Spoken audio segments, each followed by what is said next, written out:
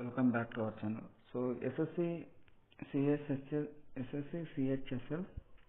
previous year questions. So first question: who is known as the father of public sector undertakings in India?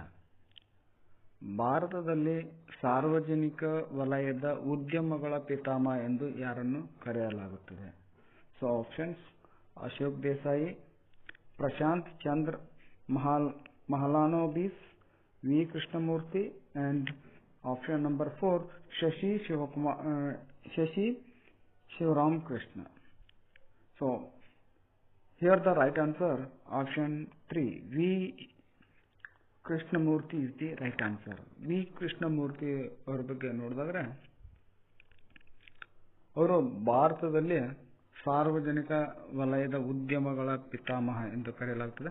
ಯಾಕಂದ್ರೆ ದೊಡ್ಡ ಸರ್ಕಾರಿ ಕಂಪನಿಗಳನ್ನು ಅವರು start ಮಾಡುವಲ್ಲಿ ಬಹಳ ಅವರ ಕೊಡುಗೆ ಇರುವುದರಿಂದ ಅವರನ್ನು ಸಾರ್ವಜನಿಕ ವಲಯದ ಉದ್ಯಮಗಳ ಪಿತಾಮಹ ಅಂತ ಕರೀತಾರೆ.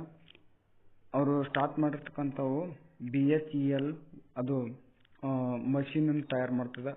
ಸೈಲ್ ಅನ್ನೋ ಕಂಪ್ನಿ ಉಕ್ಕನ್ನು ತಯಾರಿಸ್ತದೆ. ಮಾರುತಿ ಅನ್ನೋ ಕಂಪ್ನಿ ಕಾರುಗಳನ್ನು ತಯಾರಿಸ್ತದೆ. And next question: which of the following eye disorder is known as lazy eye? ಕೆಳಗಿನ ಯಾವ ಕಣ್ಣಿನ ಅಸ್ವಸ್ಥತೆಯನ್ನು ಸೋಮಾರಿ ಕಣ್ಣು ಎಂದು ಕರೆಯಲಾಗುತ್ತದೆ?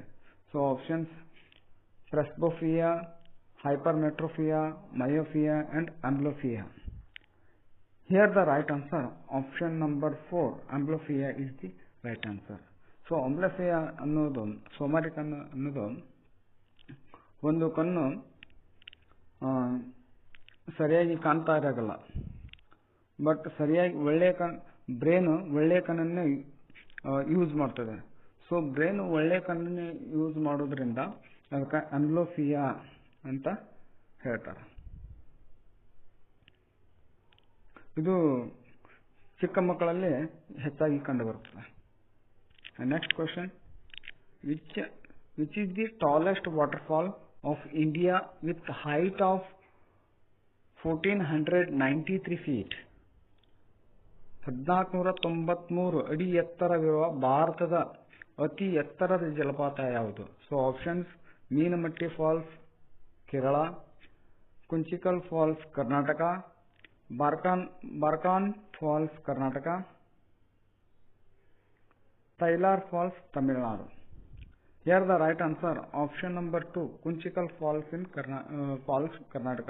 ಸೊ ಇದು ಕುಂಚಿಕಲ್ ಫಾಲ್ಸ್ ಅನ್ನೋದು it is located in Karnataka and it is located in Shivamogga district near Hulikal village. So ಇದು ಸುಮಾರು 1493 ಫೀಟ್ಗಳ ಅನ್ನು ಹೊಂದಿರತಕ್ಕಂಥ ಒಂದು ಎತ್ತರದ ಜಲಪಾತ ಆಗಿದೆ ಮತ್ತು ಇದು ವೆಸ್ಟರ್ನ್ ಘಾಟ್ಸ್ ಅಂತ ಹೇಳ್ಬೋದು.